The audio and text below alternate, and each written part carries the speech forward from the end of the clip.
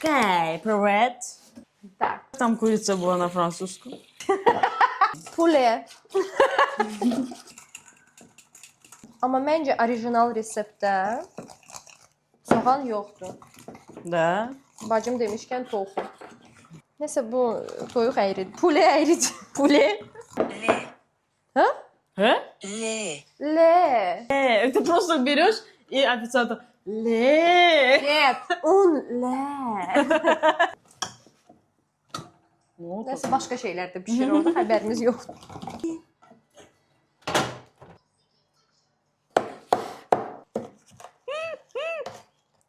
Onion. Yanan А курочка как была? Ты забыла? Я тоже забыла. Окей. Poulet.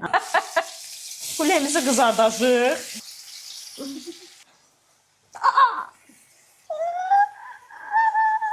Nə oldu ay qız? Elimi vurdum bura. Ajote le onion. Ha. La jeter, Ajote. ajouter les oignons katırıq toyuğumuza. Ajote le poulet. Le poulet, okey. Getdi.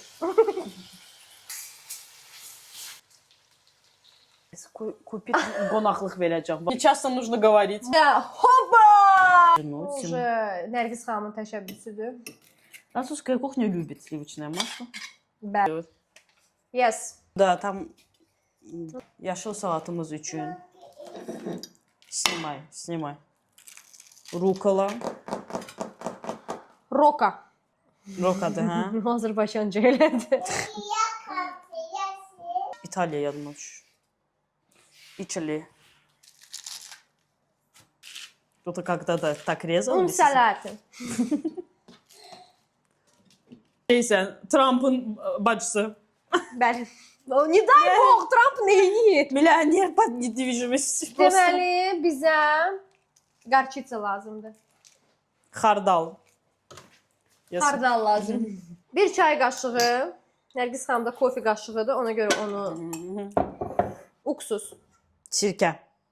Harda? Xadinki.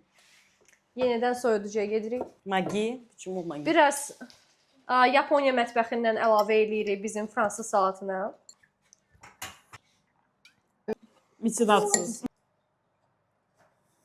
А как будет? Un Yaşıl salat necə? vert. Vert eti yaşıl. Da. Wow. Güzellik. Mən yemək bişirə bilmirəm. Ayxan. Tiqa. Deməli, belə qəşəng. Bu Şuraya yeməyi leylak yalnız özümüz yeyəcəyik deyə mənim saçlarımın tökülməyində heç Allah. bir problem yoxdur. French galet çox dadlıydı. Reklam eləmirik. Mən eləyə bilmərik çünki Nərgiz xanım heç nə satmır. Vardı her gün ona gelip Yeah.